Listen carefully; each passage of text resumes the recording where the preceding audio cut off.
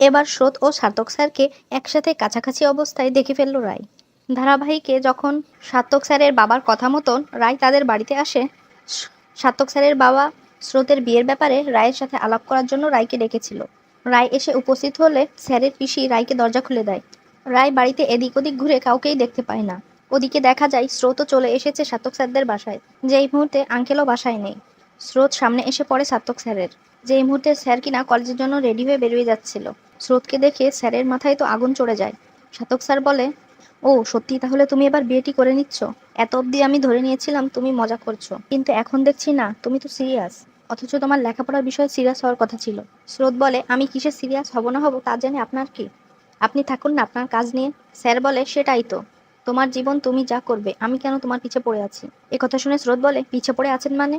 তখন স্যার স্রোতের হাত শক্ত করে চেপে ধরে আর বলে, পিছে পড়ে আছি তার মানে বোঝো না তুমি? আর সেই মুহূর্তেই রায় ঘরে প্রবেশ করে এবং তাদের ওই অবস্থায় দেখে ফেলে।